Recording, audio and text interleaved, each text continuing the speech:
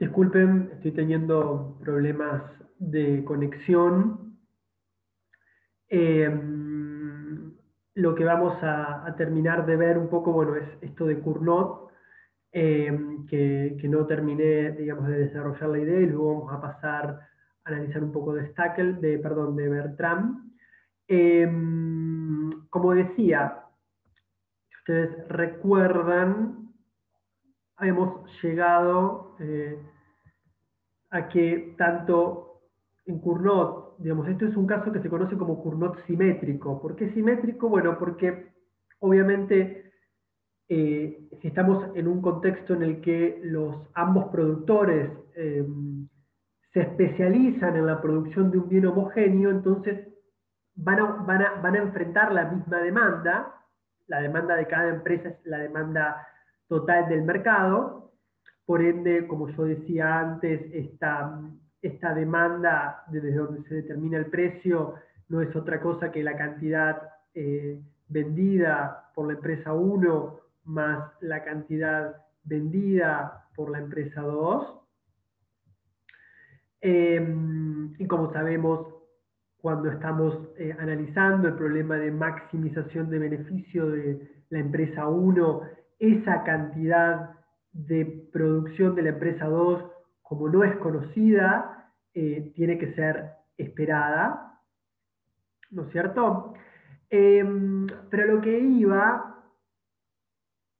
es que este es un problema simétrico, porque si nosotros planteamos, fíjense, el problema de maximización de beneficio de la empresa 2, nos vamos a encontrar que esa maximización, que refiere a la cantidad X2, no va a ser otra cosa, bueno, digamos el beneficio, esto es X1, esto es Pi1, que es beneficio de la empresa 1, esto va a ser beneficio de la empresa 2, y en este caso vamos a tener los ingresos totales de la empresa 2, que no van a ser otra cosa, ingresos totales de la empresa 2,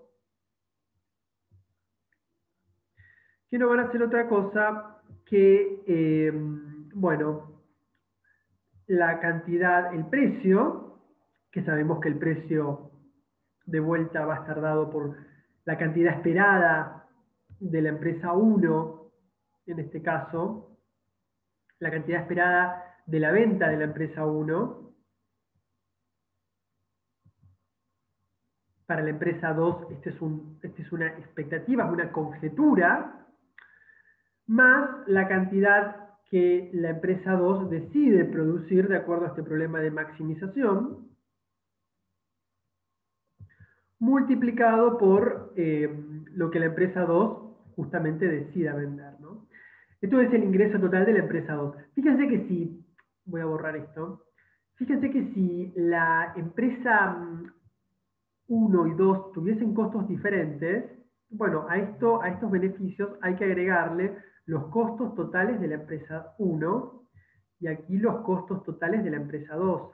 Entonces, el problema, obviamente, esto va a ser una función de I1, y esto va a ser y los costos totales de la empresa 2 también van a ser una función, en este caso, de I2, ¿no?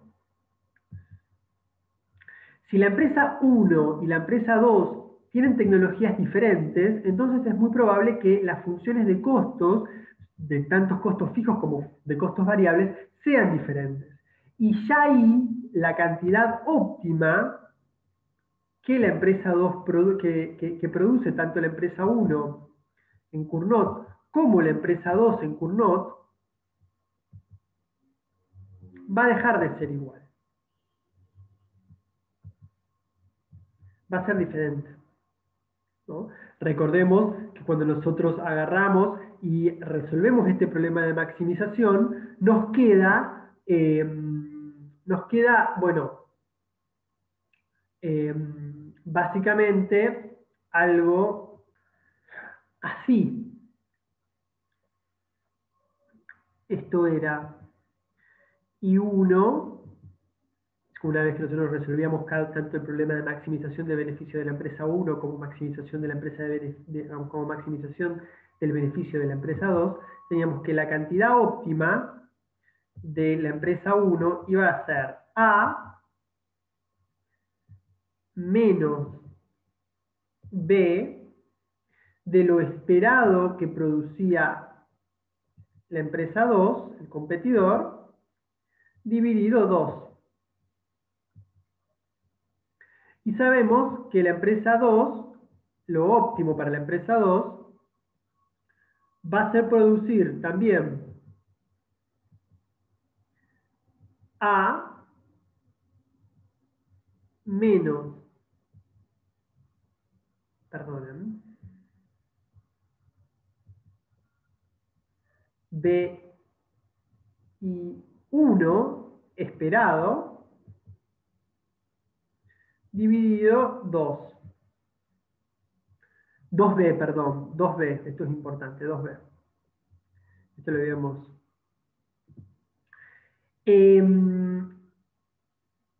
Esto, digamos, lo que dice es que para cada empresa lo óptimo es producir una cantidad que solamente puede ser determinada cuando tiene un determinado valor esperado sobre lo que va a hacer la otra, ¿no? Esto es lo que se conoce como función de reacción. Y fíjense que ambas funciones de reacción son exactamente iguales, digamos.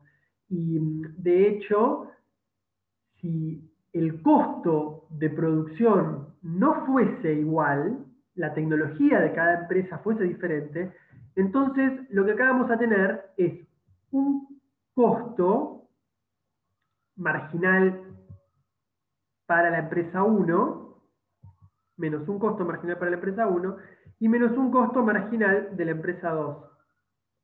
Y voy a poner costo marginal para que se sepa que esto es un marginal, ¿no?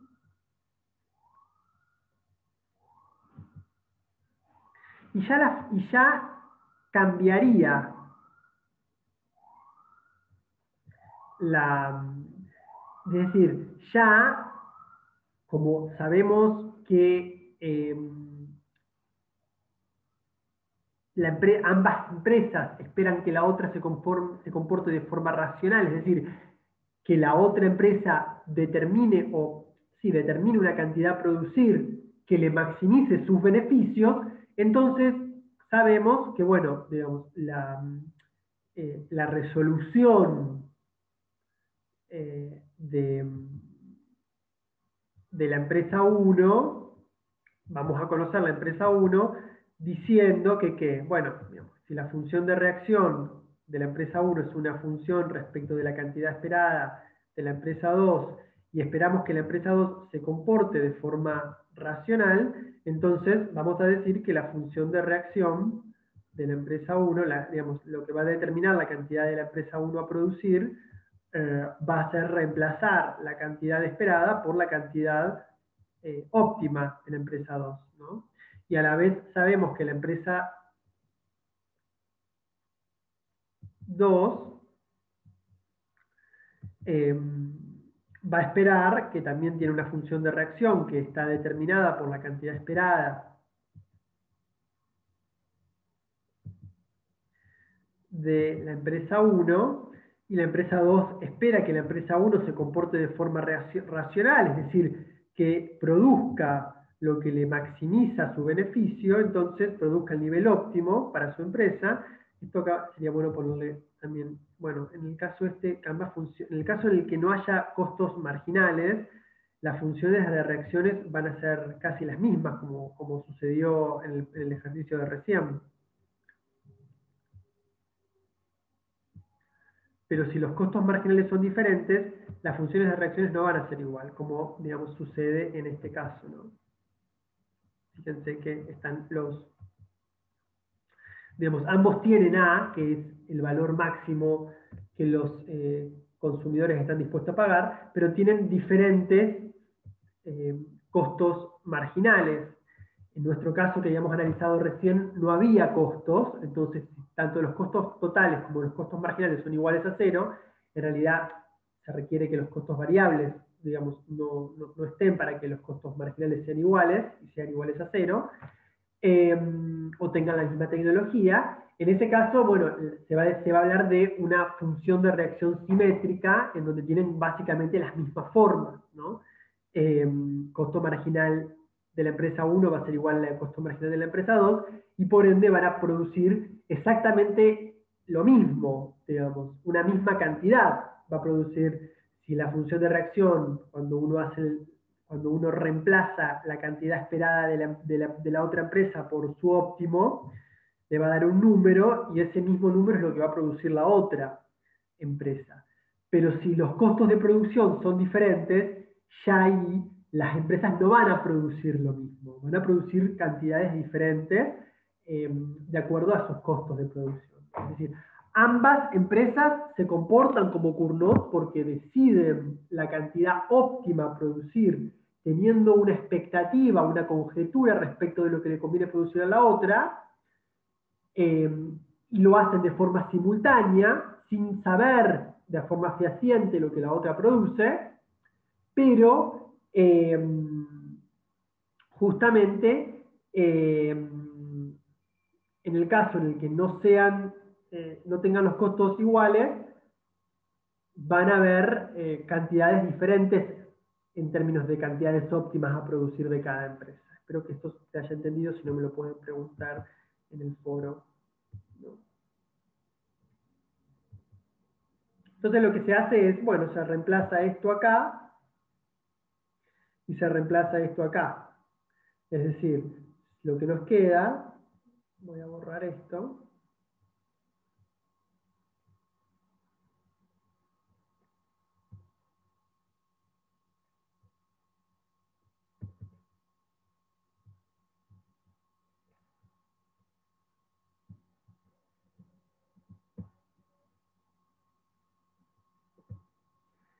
que es, bueno, bueno, digamos, la función de reacción de 1, de la empresa 1, pero adentro ya no vamos a poner la función óptima, la cantidad óptima de la empresa 2, porque sabemos que la cantidad óptima de la empresa 2 es igual a la función de reacción a lo óptimo de la empresa 1. Entonces vamos a tener la función de reacción de 2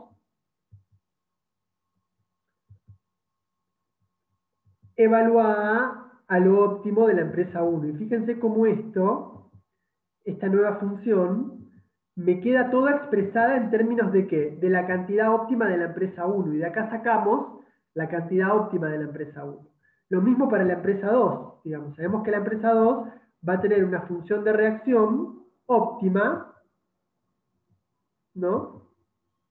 Que va a ser evaluada a la cantidad óptima de la empresa 1. Pero sabemos que la cantidad óptima de la empresa 1 es una función de reacción a lo óptimo de la empresa 2. Entonces acá, en vez de poner la cantidad óptima de la empresa 1, vamos a poner la función de reacción de la empresa 1 evaluada a la, función, a la cantidad óptima de la empresa 2. ¿No? Y de vuelta acá vamos a tener toda una función expresada en términos de la cantidad óptima de la empresa 2. Vamos a poder despejar y vamos a poder obtener eso que obtuvimos y que decía básicamente cuando no había costos marginales, cuando no había costos, dijimos que la cantidad óptima de la empresa 1 es igual, si mal no recuerdo, a que A dividido 3B, es decir, la cantidad máxima dispuesta a pagar por los consumidores dividido 3 veces la pendiente de la demanda es B, y la cantidad máxima dispuesta a pagar por los individuos es A, y la cantidad óptima de la empresa 2, en Cournot, también va a ser A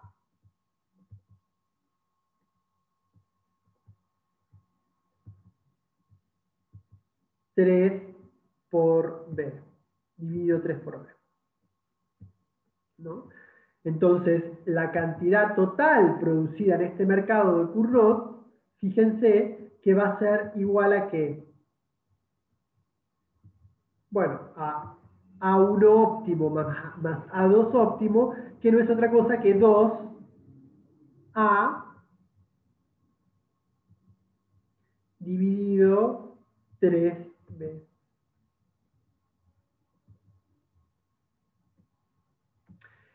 esto es más de la cantidad óptima a producir en una situación de monopolio, y por ende los precios en monopolio van a ser mayores. Esto lo pueden ver ustedes, digamos, pero como la cantidad óptima, digamos, de toda la industria en Cournot es 3A, perdón, es A dividido 3B de una empresa más A dividido 3B de una empresa, que es igual a 2A dividido 3B, eso es mayor a la cantidad óptima que produciría un monopolio sin costos, que es igual a A dividido 2B. Porque 3 medios es más que un medio, ¿no? Perdón, 2 tercios es más que un medio, ¿no? Y esto hace, digamos, todo esto lo pueden ver ustedes, pueden chequear ustedes el problema de maximización del monopolio, ¿no? Ya lo pueden ver ustedes. El problema de maximización del monopolio, si existiese una única empresa, acá no voy a diferenciar empresa 1 de empresa 2, sería lo siguiente, sería maximizar el beneficio, disculpen,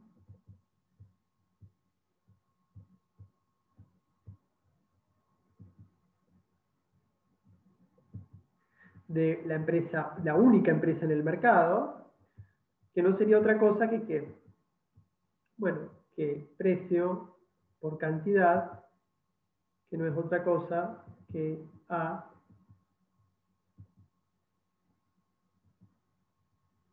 menos B por I, todo esto multiplicado por B, por I, perdón. Y esto es igual a I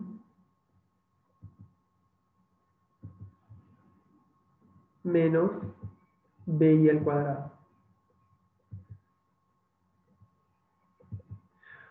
Esto es, obviamente, el beneficio, la maximización del beneficio en monopolio, ¿no? No en Cournot, sino en monopolio. Cuando ustedes hagan, van a ver, acá es fácil verlo, que el beneficio marginal tiene que ser igual a 0, el beneficio marginal respecto de las cantidades. Esto no es otra cosa que A menos 2, porque es la derivada de BI al cuadrado, 2BI. Ya esto es el óptimo de monopolio. Igual a 0. Haciendo pasaje de término, te queda que la cantidad óptima en monopolio no es otra cosa lo que yo ya dije antes, que es igual a A dividido 2B.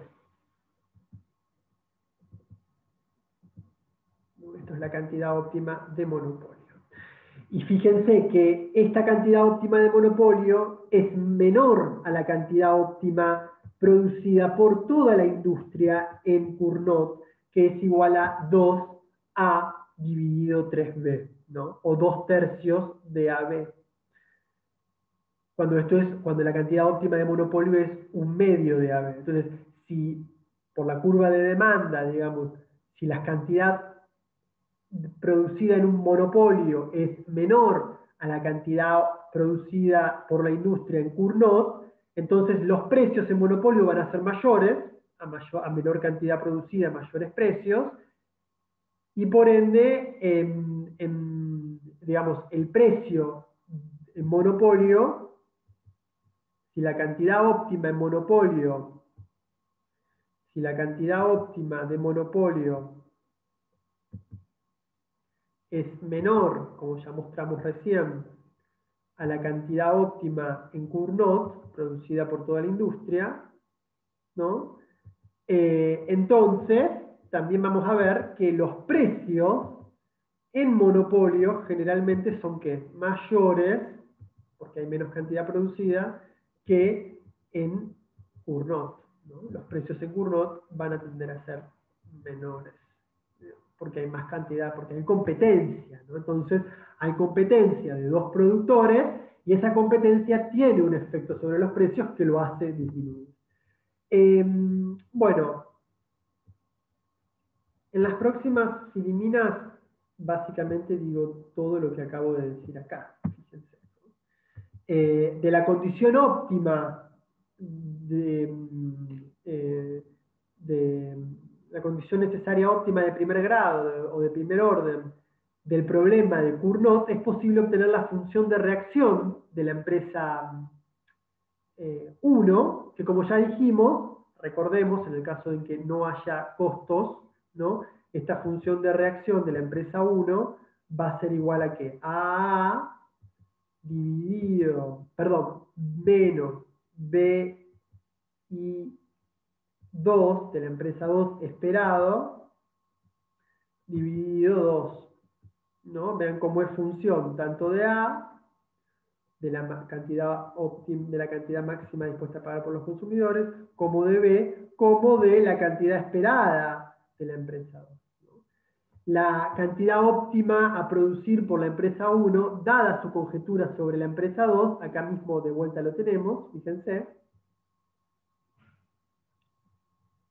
va a ser esto es lo mismo que esto, dividí, digamos, perdón, acá esto es B, siempre me olvido del B. Hacemos una distributiva, pasamos esto, digamos, distribuimos este 2b tanto en A como en B por I2 al cuadrado, y ahí tenemos esto, B con B se van, y nos queda que la función de reacción de la empresa 1 no es otra cosa que A dividido 2B. Recordemos esto que es la cantidad, fíjense que esto es la cantidad de que óptima de monopolio. Si no hubiese un competidor, fíjense cómo la función de reacción de la empresa de monopolio, en Cournot, nos da la cantidad óptima de monopolio. Es decir, si la empresa decide si la empresa 2 decide no producir nada y la empresa 1 sabe que la empresa 2 no va a producir nada, entonces esto va a ser igual a 0, y lo que produzca la empresa 1 va a ser igual a ¿qué? Digamos, evalúen esto, digamos, pongan el 0 acá, evalúen esta función de reacción con 0, y fíjense cómo esto va a ser igual a ¿qué? A dividido 2b, que no es otra cosa que la cantidad óptima de monopolio. ¿No?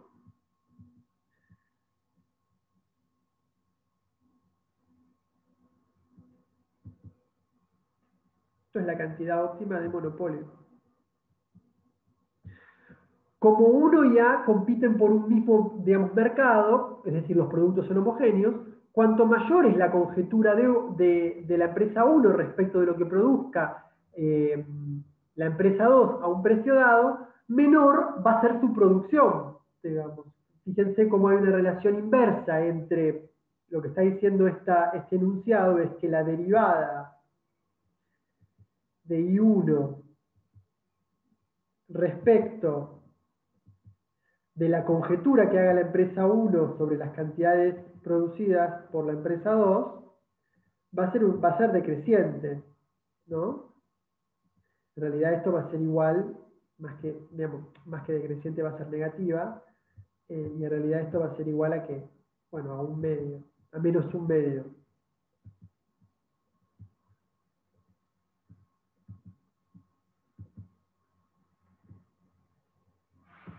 ¿No? Entonces, cuanto mayor la empresa 1 espera que la empresa 2 produzca, cuanto más espera la empresa 1 que la empresa 2 produzca, ella va a producir menos para que los precios no caigan tanto del mercado. ¿Se entiende esto? Por eso, digamos, si ella produce mucho, dado que espera que la otra produzca mucho, y los precios van a irse al suelo y el beneficio no va a ser tan alto. En cambio, justamente por esto, la empresa 2, la empresa 1, adecúa la cantidad óptima a producir para que los precios, a lo que produzca la empresa 2, para que los precios del mercado no caigan tanto. Si ambos inundan el mercado con productos, Y bueno, claramente van a abundar, va a abundar este mercado, este bien, y los precios se van a ir al piso, digamos. La empresa 2 resuelve un problema análogo, como ya vimos, y obtiene la misma función de reacción. Entonces, justamente para, digamos, como ya dijimos, para obtener el óptimo que le conviene producir a cada empresa, lo que uno hace es, digamos, reemplazar. Acá es 1. Déjenme que lo voy a corregir, porque si no, después me voy a olvidar.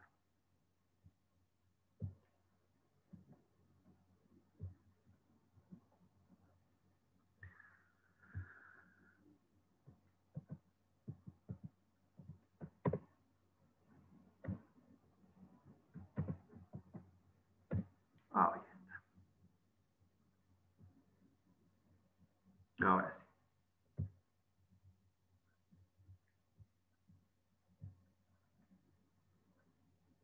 Es la cantidad, digamos, la función de producción, la función de reacción de la empresa 2 es una función que tiene como dada las expectativas de lo que produce la empresa 1, ¿no? Eh, Notar que la solución para 2 es simétrica, es decir, es la misma función de demanda y por ende, y como tiene la misma estructura de costos, la función de reacción van a ser idénticas, van a ser iguales.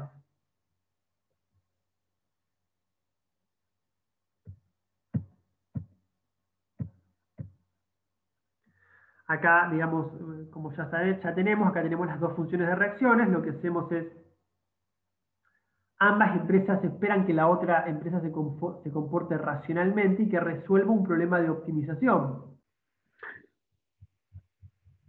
Ustedes ya deberían, digamos, intuir, porque ya lo he, digamos, analizado, eh, digamos, cómo proseguir con cómo proceder, mejor dicho, con eh, con este sistema de ecuaciones. eh, Sabemos que lo que efectivamente va a esperar la empresa 1 respecto del nivel que va a producir la empresa 2 es que ésta se comporte de forma racional, y esto es, bueno, que produzca su nivel óptimo, y que, como sabemos, esto no es otra cosa que la cantidad de monopolio producida bajo monopolio menos dividido, bueno, obviamente, A dividido 2B menos lo que produce la otra, por un medio de lo que produce la otra empresa, que en este caso es I1, y lo mismo, digamos, para lo que espera la empresa 2 respecto de la cantidad producida por I1, que no es otra cosa que, como ya sabemos, lo que la empresa I1 entiende como óptimo, ¿no? Que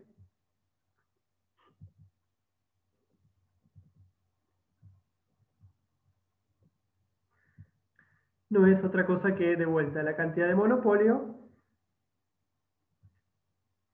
A dividido 2B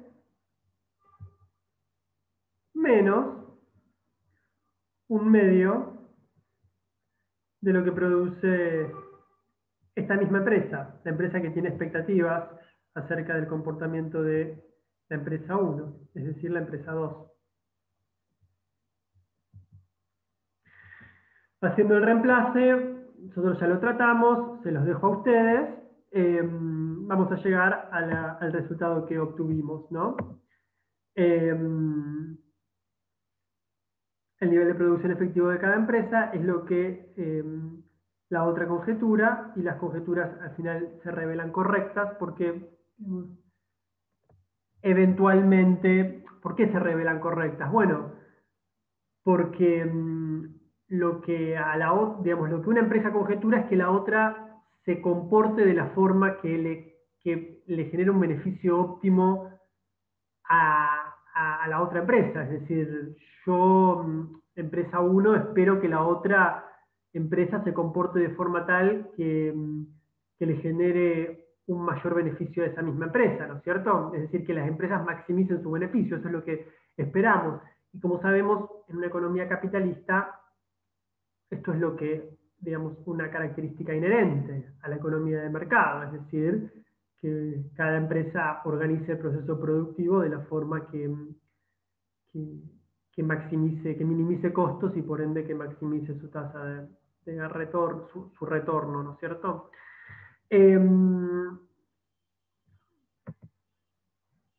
Esto básicamente es lo que había hecho yo antes, es lo que hice acá.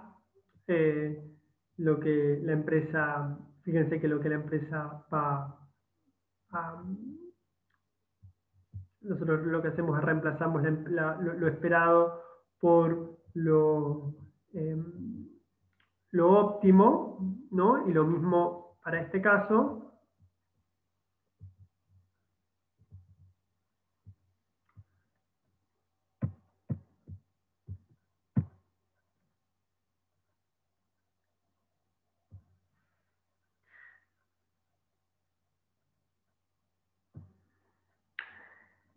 En ese sentido, obtuvimos que a cada empresa le resulta óptimo producir A dividido 3B, que hacen una cantidad total de mercado 2/3 de AB, y que una vez determinada la cantidad total de mercado, uno puede determinar la cantidad, digamos, el precio, ¿no es cierto? Uno sabe que el precio de cada empresa, que cada empresa va a cobrar, porque el precio, digamos, tiene que ser homogéneo. Si los bienes son homogéneos, no puede haber precios diferentes. Y esto hace bueno, fíjense, sabemos que el precio es igual a A menos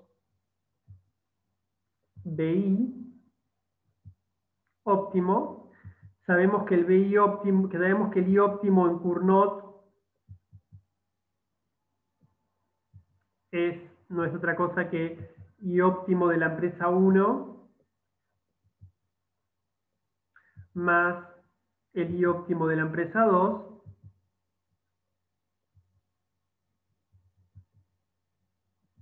que esto es igual a 2/3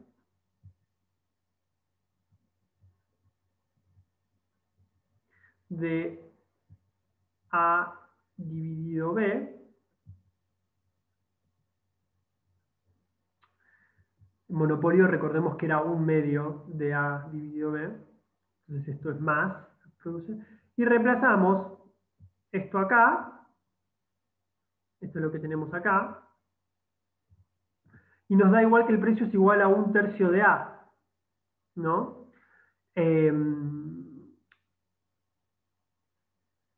Obviamente, para el caso de monopolio, lo que vamos a tener es el precio de monopolio, ustedes lo pueden chequear, va a ser 1/2 de A. Es decir, mayor, fíjense, 1/2 de A es obviamente mayor a 1/3 de A. Y lógicamente luego podemos reemplazar y determinar los beneficios. Sabemos que, digamos, ya para cualquiera de las dos empresas, el beneficio no es otra cosa que, perdón, el beneficio de la empresa I, digamos que puede ser la empresa 1 o la empresa 2, no es otra cosa que en Cournot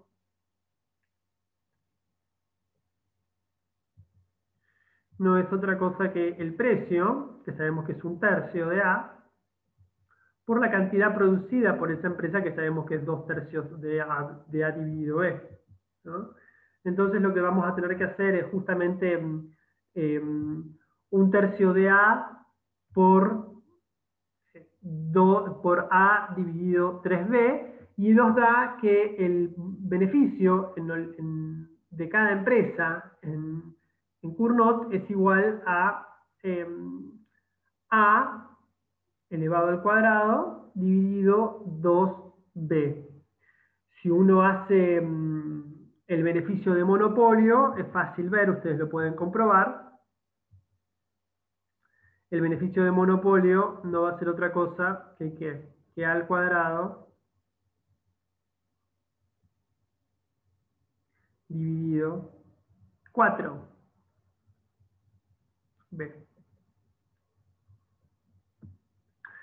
Y así vamos a obtener que el beneficio de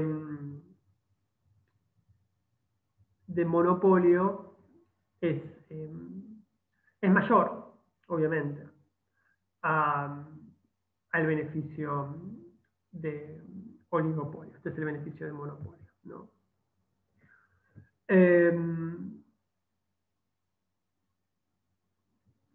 Bien, con esto ya tenemos. Uno también puede graficar las distintas curvas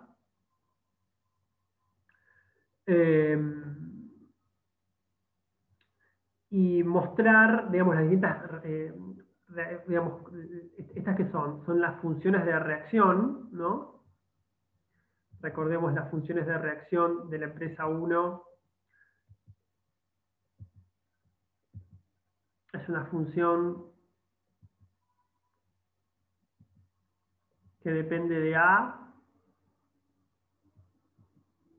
de los parámetros A, de los parámetros B.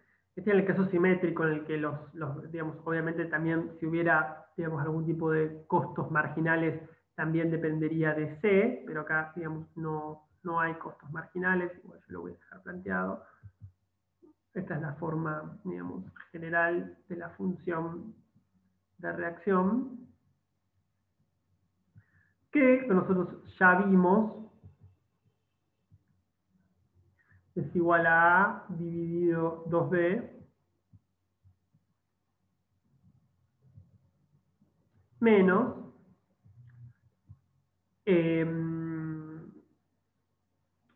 un medio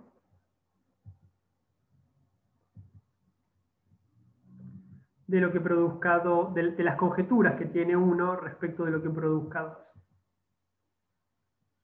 ¿No? Uno puede graficar esto. En este caso va a ser, digamos, el máximo, digamos, cuando la empresa 2, esto es lo que produce la empresa 1, esto es lo que produce la empresa 2, y uno puede graficar las distintas funciones, ¿no es cierto? Porque a la vez I2 va a ser una función de reacción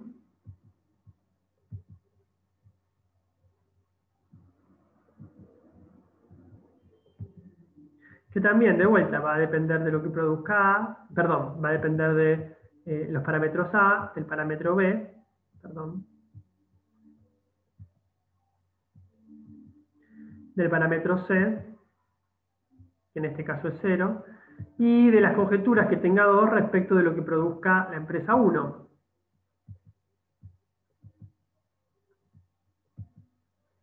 Y esto de vuelta es igual a ¿qué? Bueno, a A dividido 2B menos un medio perdón, estaba pensando, de las conjeturas que tenga 2 respecto de lo que produzca la empresa. Bueno, ustedes pueden ir viendo, digamos, que la situación, digamos, va a ser la siguiente, es decir, fíjense que si la empresa 2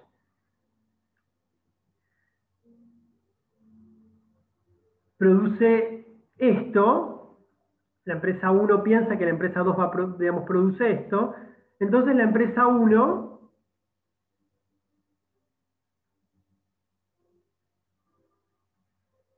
va a producir esta cantidad. Pero lo que la empresa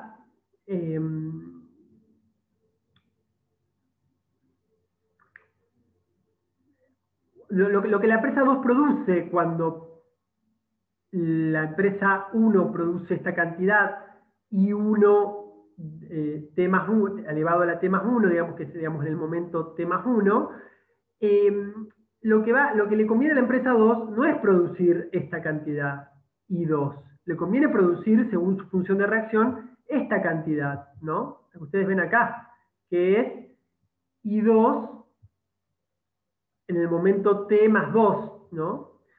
Y fíjense que cuando a la empresa 2 produce I2 en el momento t más 2, a la empresa 1 no le conviene producir I1 en el momento t más 1, sino que le conviene producir esta cantidad. Fíjense cómo, digamos, nos vamos moviendo hacia un equilibrio estable en el que justamente las cantidades van a coincidir, ¿no? Uno empieza acá, este es el momento, digamos,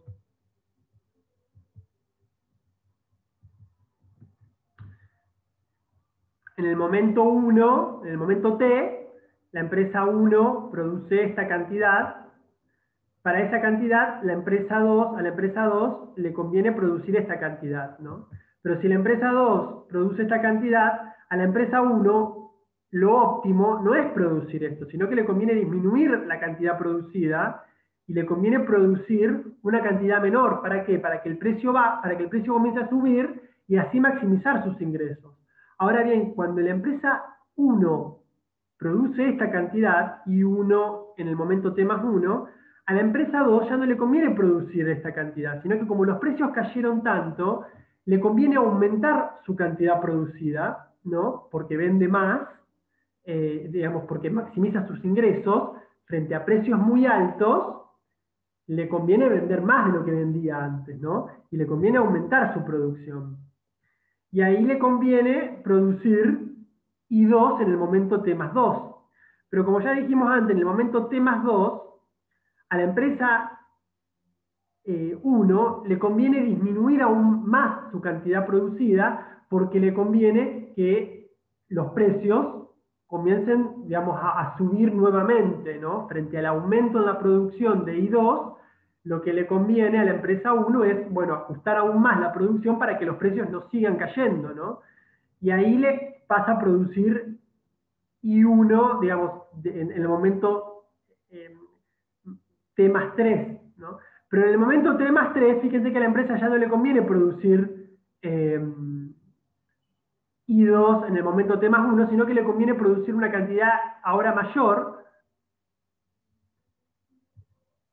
hasta llegar, digamos, a un equilibrio en el que a las dos, digamos, en el que ni la empresa 1 disminuye mucho su producción para que los precios se mantengan, ni la empresa 2 aumenta su producción para, digamos, aprovechar precios altos, ¿no?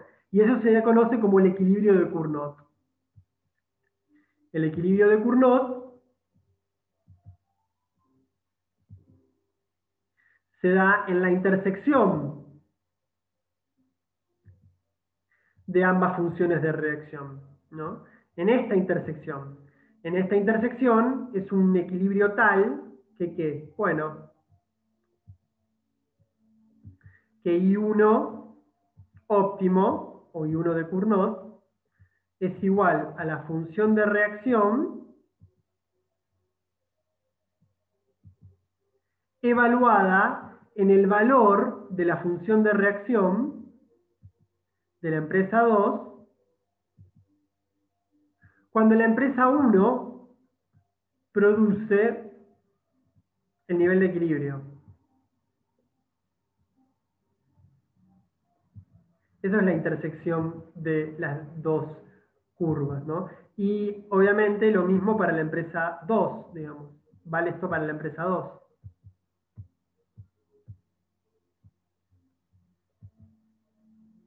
El equilibrio de la empresa 2 se está dado por la función de reacción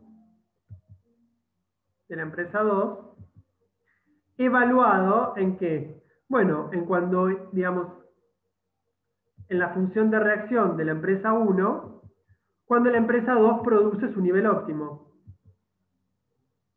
de Cournot.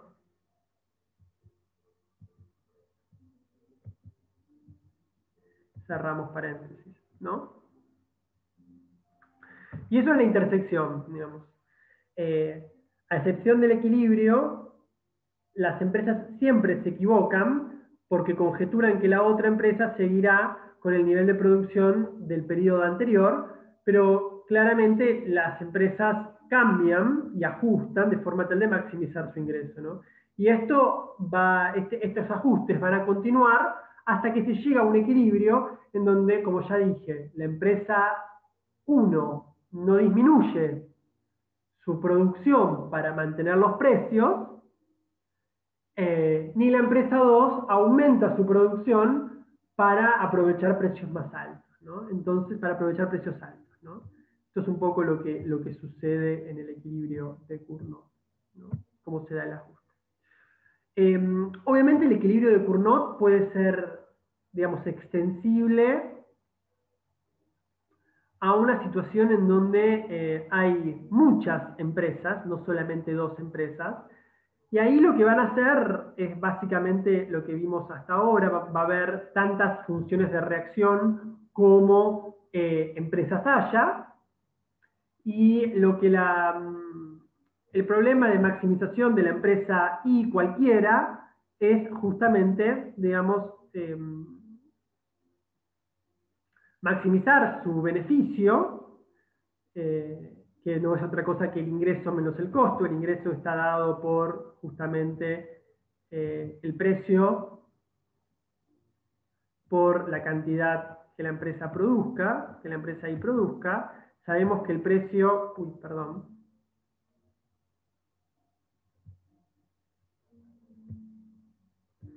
el precio no va a ser otra cosa que bueno, digamos, que lo que veíamos hasta acá, digamos, A menos B, que ahora multiplica, digamos, todas las cantidades producidas por cada empresa, que es I1 más I2. Obviamente, digamos, después vamos a ver que para la empresa I todo esto van a ser esperados, ¿no? Van a ser conjeturas. Más I3, perdón,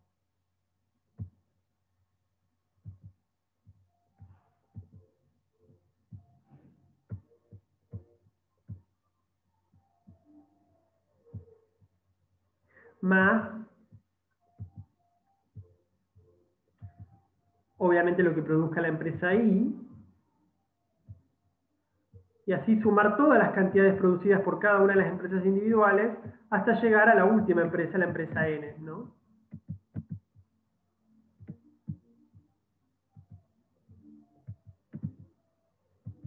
Y N. ¿No? Y esta es la demanda total, porque esta es la producción total del mercado, ¿no? Esto es lo que llamamos antes I. Y claramente en el caso de la empresa I, cuando tiene que maximizar su beneficio, va a hacer conjeturas respecto de lo que produzca la empresa 1, la empresa 2, la empresa 3 y la empresa N. Digamos. Y obviamente eso lo va a multiplicar por la cantidad producida por esa misma empresa, menos los costos que van a ser función de lo que produzca la empresa I, ¿no? Obviamente la condición va a ser básicamente la derivada, que en este caso, digamos, si la empresa, si la demanda es lineal, va a ser menos B, ¿no? Esto no va a ser otra cosa que, digamos, el ingreso marginal en este caso, que lo voy a poner acá, el ingreso marginal de I, de la empresa I,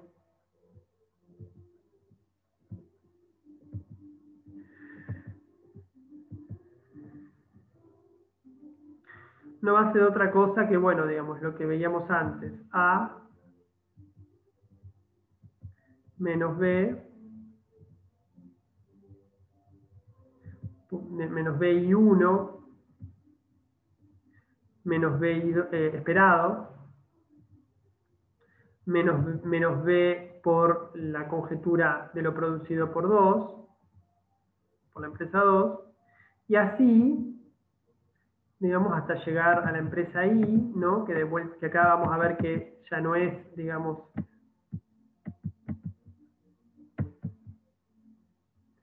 sino que va a ser menos 2B por lo que produzca la empresa I, y esto no va a ser una conjetura, sino que esto es lo que produce la empresa I, y esto es lo que la maximización va a intentar determinar.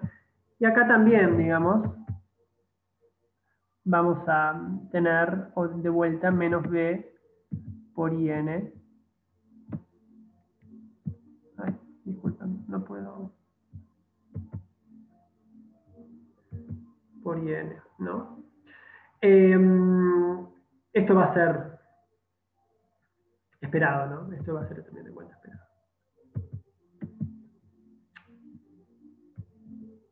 Se me desconfiguró. Ahí está. Y esto va a ser para el ingreso marginal de la empresa I, luego podemos calcular el ingreso marginal de la empresa 1, de la empresa 2, de la empresa 3, de la empresa 4, hasta la empresa N.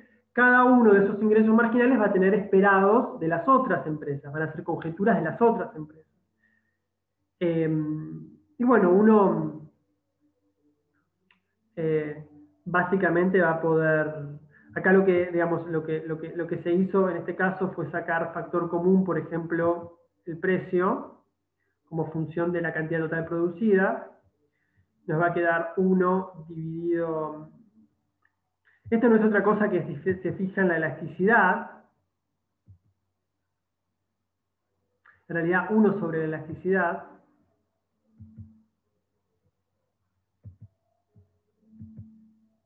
Creo que la elasticidad le damos. Por la participación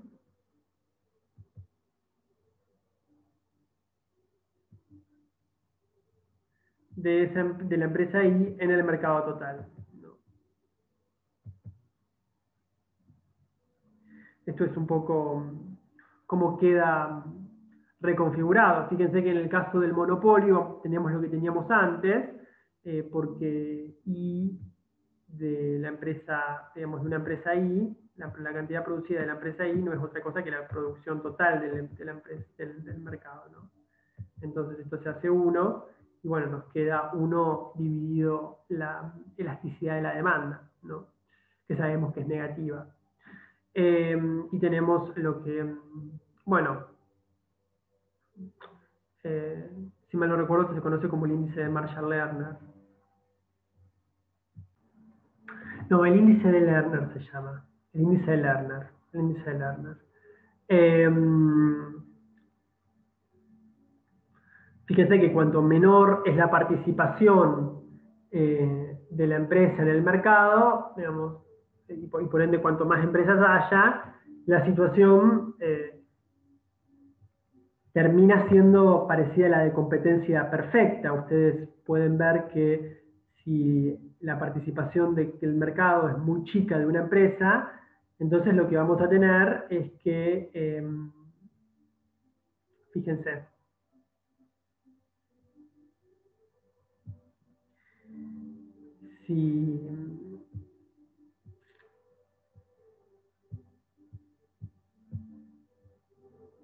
si es muy chica la participación de una empresa en el mercado total, entonces el coeficiente I digamos, YI dividido Y mayúscula va a ser 0, porque va a ser muy chica,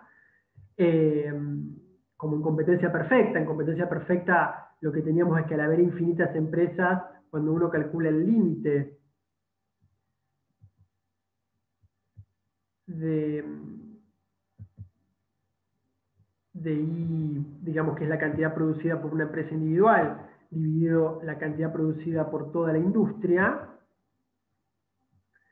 sabemos que cuando la empresa, digamos, para valores muy grandes de la cantidad total producida por la empresa, y bueno, esto va a tender a 0, ¿no es cierto? El límite de esto va a ser 0, ¿no? Y fíjense que si el límite de esto es 0, Entonces, si la cantidad es muy chica, digamos, si la participación en el mercado es muy chica de la empresa individual, entonces esto va a ser cero, y todo número multiplicado por cero es cero, entonces 1 dividido la elasticidad por cero no es otra cosa que cero, por cero es cero, y lo que nos queda es la condición de que es de competencia, en donde nos queda el precio de, de- del, de- del bien por 1 más cero, que 1 más cero es 1, igual a qué? Al costo marginal de la empresa. Y esto era la condición de maximización de competencia perfecta, ¿no?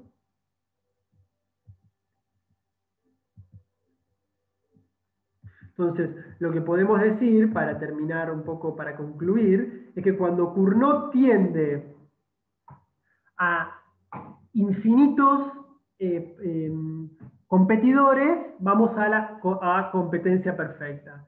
Y cuando Cournot tiende a uno, es decir, a un competidor, esta I es igual a esta I, a la I mayúscula, porque el único productor produce todo lo que produce la industria, y vamos a la solución de monopolio, ¿no? En donde el precio va a ser igual, perdón, donde la condición de maximización va a ser igual al precio por 1 más 1 dividido la elasticidad de la demanda, igual al costo marginal, ¿no? Sabemos que la elasticidad de la demanda es negativo, con lo cual es 1 menos 1 dividido la elasticidad absoluta, digamos, en términos absolutos.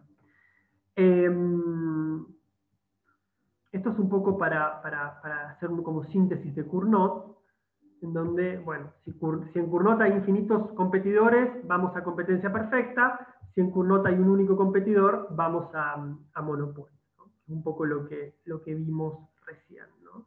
Si la participación en el mercado es muy chica de la empresa, ¿no? Eh, lo que vamos a tener, esto en realidad es el valor absoluto de la elasticidad, porque la elasticidad de la demanda siempre es negativa, entonces, el valor absoluto. Eh, si la participación en el mercado de la empresa tiende a cero, entonces esto, digamos, nos vamos a competencia perfecta. Si la elasticidad, si la participación en el mercado de la empresa es total, que es igual a 1, entonces nos vamos a la solución de monopolio, ¿no?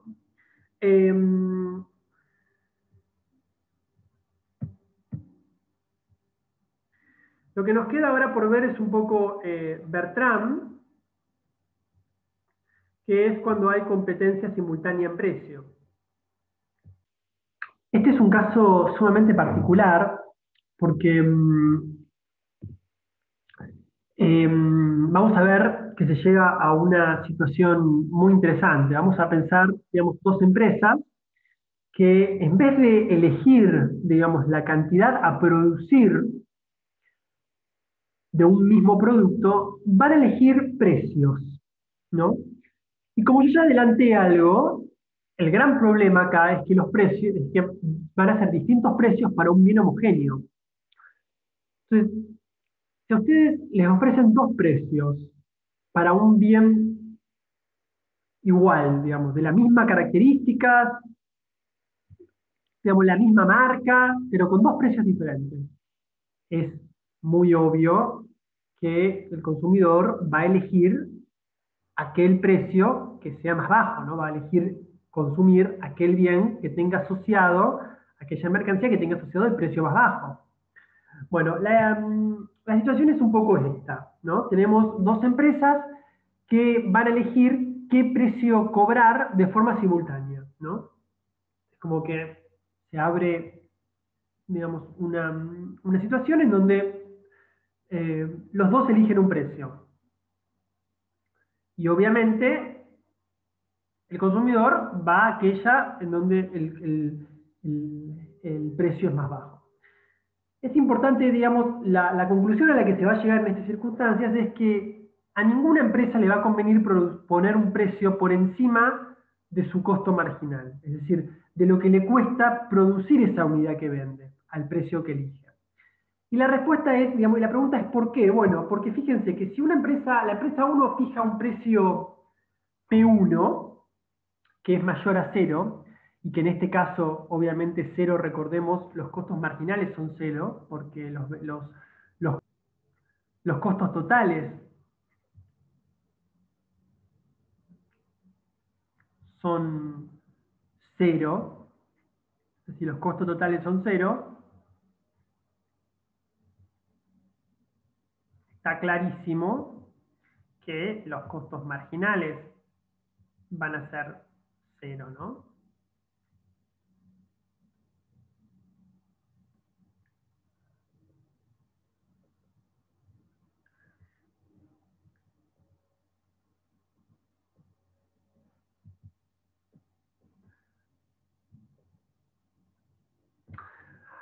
Entonces, si la empresa elige poner un precio, la empresa 1 elige poner un precio más alto que cero, es decir, un precio positivo, entonces lo que le conviene a la empresa 2 es poner un precio infinitesimamente más bajo que P1. Y de esta forma, como es cierto que es infinito, digamos que es infinitésimo, que es muy pequeño, pero es más bajo, se queda con todo el mercado. Entonces, en este caso, si la empresa 1 elige el precio P1, fíjense que los ingresos de la empresa 1, los ingresos totales de la empresa 1, ¿a qué van a ser igual? Bueno, van a ser igual a P1, pero en este caso P1 por cero. ¿Por qué por cero? Y porque va a vender cero, porque la empresa 2 ofrece precios más bajos.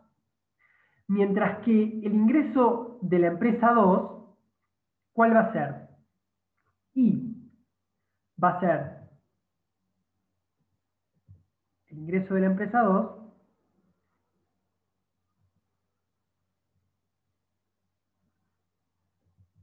el ingreso total de la empresa 2 va a ser, disculpen, acá es en realidad P1, esto es P2, ¿no? P2 va a ser igual a P1 menos ese epsilon que es, digamos, muy pequeño, ¿no? O sea, una cosa es un precio de 8 y otra cosa es un precio de 7,99, ¿no es cierto? Y uno me dirá, bueno, no tiene sentido porque es muy bajo. Digamos, bueno, si ustedes compran grandes cantidades, ese centavo puede llegar a cambiar sustancialmente el costo total, digamos, de adquirir una determinada cantidad, ¿no? Si yo le digo que son 1 millón de unidades las que se adquieren, las que se compran, y le digo que cada unidad vale 7,99 centavos eh, en vez de eh, no, 8 pesos, entonces van a tener una ganancia, es decir, los consumidores van a pagar 10.000 pesos menos por adquirir 1 millón de unidades. Entonces, hacer infinitésimo algo tiene su sentido, ¿no? Hacer infinitésimo, poner un número infinitesimamente menor, digamos, a 8, tiene un sentido. En este caso, el ingreso total va a ser, fíjense, P1 menos epsilon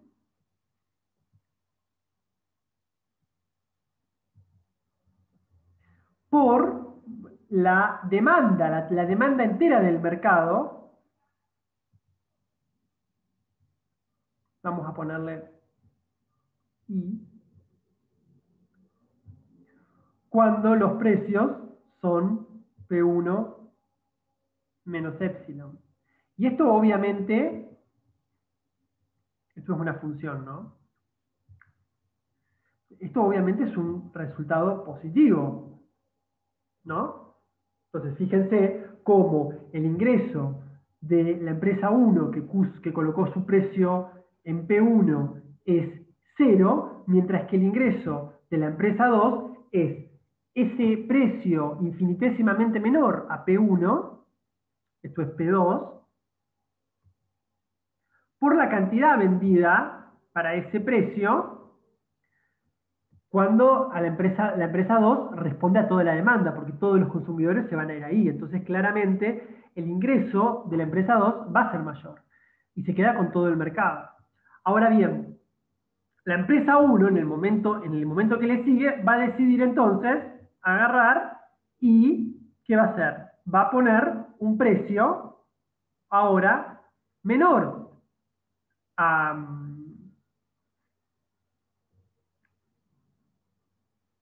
P1 menos epsilon.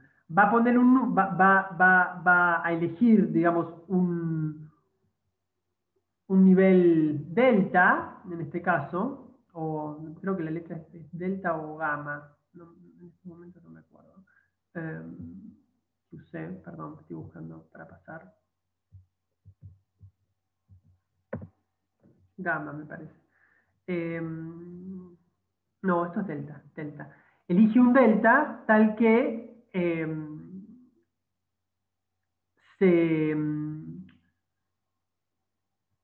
sea un número, digamos, menor. Voy a borrar.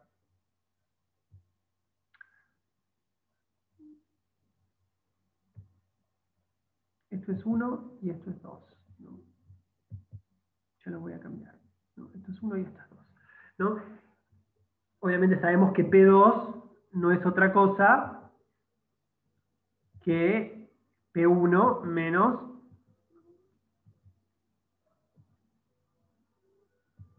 ese epsilon, ¿no? Ese epsilon, sí, digo bien. Entonces, P2, digamos, P1 ahora, P1', ya no va a ser P1. P1' para la empresa 1 va a elegir poner P1 menos epsilon menos delta.